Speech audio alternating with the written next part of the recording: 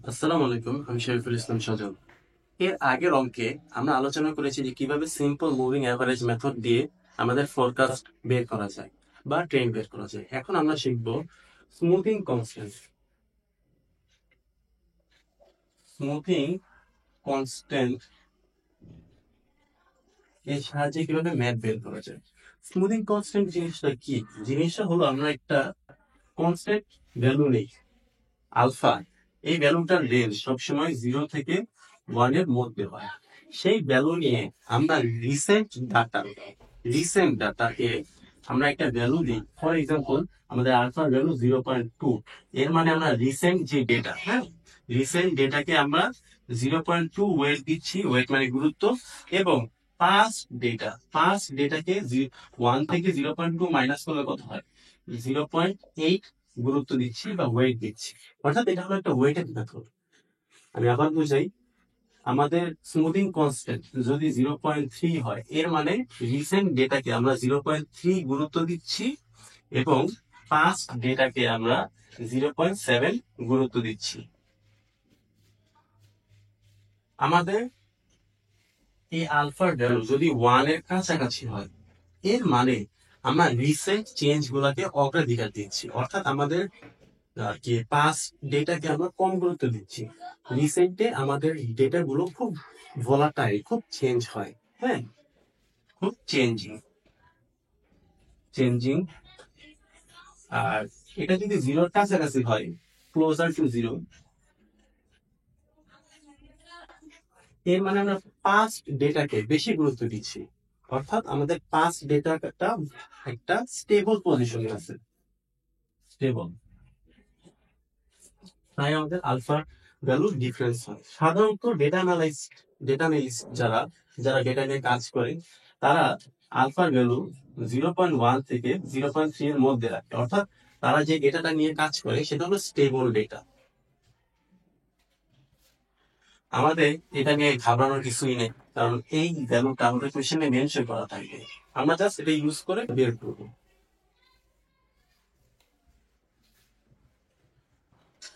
তো আমাদের যে কোয়েশ্চেনে বলতে পারে যে আমাদের আলফার ভ্যালু 0.3 ইউজ করে আমি ফোরকাস্ট করি। আলফার ভ্যালু কত ইউজ করব? 0.3। এখন আমাদের একটু স্ট্রাকচারটা দেখি।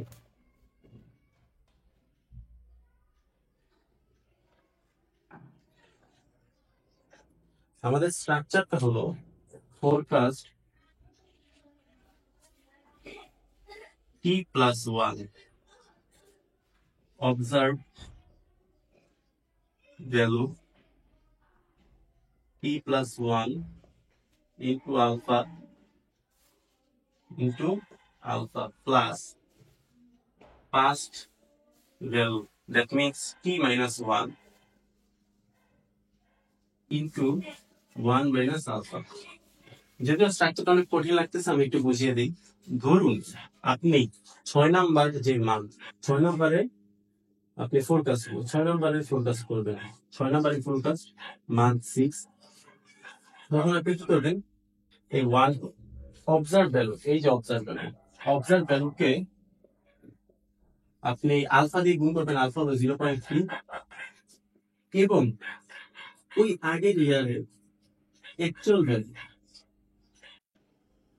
এখন আমরা দেখবো যে কিভাবে এক্সপোনেনশিয়াল স্মুথিং এর ফোরকাস্টের ভ্যালুগুলো বের করা হয়।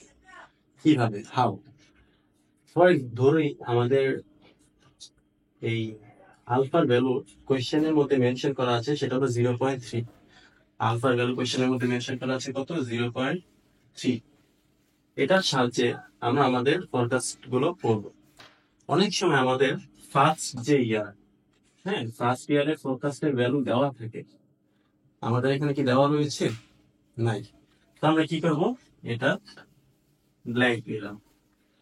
যেহেতু দেওয়া নেই তো ব্ল্যাঙ্ক দিলাম। পরের বছরের ফোরকাস্ট কি দেওয়া আছে? এটাও দেওয়া নেই। তখন আমরা কি করবো? এই আগেরটাকে একটু এখানে বসাবো, 104।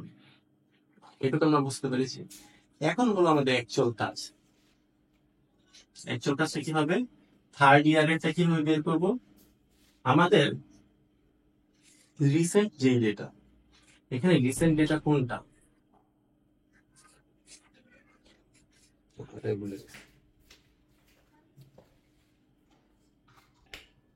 এখন আমরা কিভাবে বের করব? খুব সহজ। আমরা এখন এই বছরের ফোরকাস্ট বের করবো। তো আমরা আগের বছরগুলোকে একটু নোটিস করি, এটা এবং এটাকে 132, এটা যেহেতু রিসেন্ট ডেটা, এই রিসেন্ট ডেটাকে 0.3 দিয়ে মাল্টিপ্লাই করব এবং এটা আগের ফোরকাস্ট, এটাকে 1 থেকে 0.3 মাইনাস করলে কত হয়? 0.7। এই 0.7 দিয়ে মাল্টিপ্লাই করলে কত হয়? 112.40। আশা করি আমরা বুঝতে পেরেছি। আরেকটা দেখি,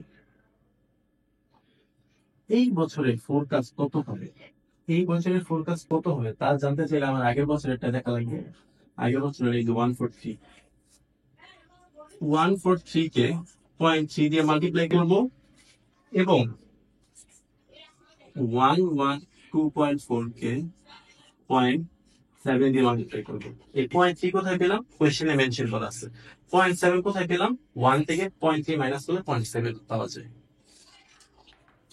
এটা কিভাবে বের করব? এই 137 কে, এই যে 137 কে 0.3 দিয়ে মাল্টিপ্লাই করব এবং আচ্ছা আগের বছরের কত? 1 এই 121.60 কে 0.7 দিয়ে মাল্টিপ্লাই করবো, করলে কত আসে? 126.20। আশা করি বুঝতে পেরেছি। আমি আরেকবার বুঝাই।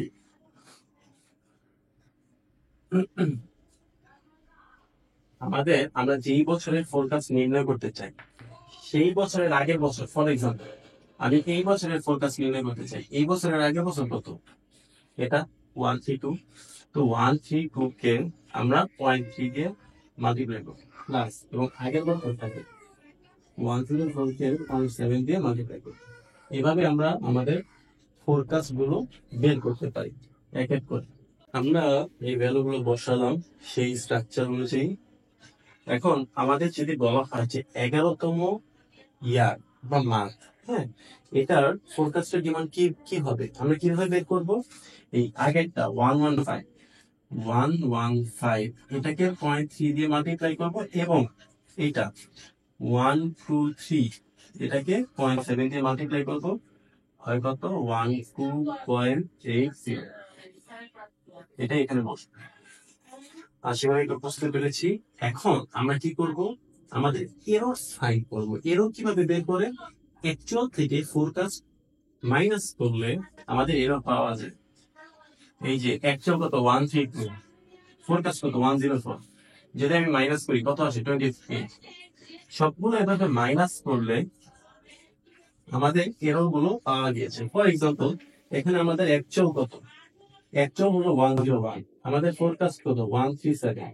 তো 101 থেকে 137 মাইনাস করলে হয় -36.50। এভাবে আমরা অ্যাকচুয়াল থেকে ফোরকাস্ট মাইনাস করে এরর্স গুলো ফাইন্ড আউট করেছি। এরপর কি আসে? Absolute error. আমাদের ম্যাথ বের করতে গেলে অ্যাবসলিউট এরর দরকার হয়। অ্যাবসলিউট এরর কিভাবে বের করে? শুধু মাইনাস সাইন গুলো সরাই দিলেই অ্যাবসলিউট এরর হয়েছে, অ্যাবসলিউট হয়ে যায়। আমাদের অ্যাবসলিউট এররের সামেশন কত?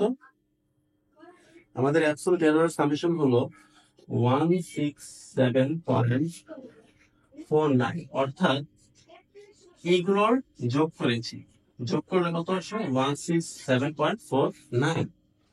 এখন আমরা ম্যাথ বের করব। ম্যাথ বের করার জন্য আমি একটু এগুলো মুছে ফেললাম। লিঙ্কের মধ্যে এই কোয়েশ্চেন কিভাবে সলভ করা লাগে সবকিছু দেওয়া থাকবে। আশা করি লিঙ্ক দেখলে আমরা কোয়েশ্চেন প্লাস সলিউশন বুঝতে পারবো। তো ম্যাথ বের করার ফর্মুলা হলো অ্যাকচুয়াল মাইনাস ফোরকাস্ট অ্যাবসলুট। এই যে এটা হলো অ্যাবসলুট সাইন, এটা সামেশন এবং এন দিয়ে ভাগ করো। আমার এখানে এন কয়টা? 1 2 4 5 6 7 8 9, 9। সামেশন কত? 16.49। তাহলে ম্যাথ কত?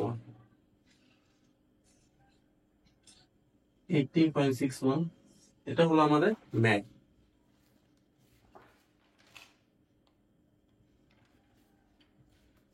আশা করি আমরা বুঝতে পেরেছি কিভাবে এক্সপোনেনশিয়াল স্মুথিং এর সাহায্যে ম্যাক বের করা লাগে।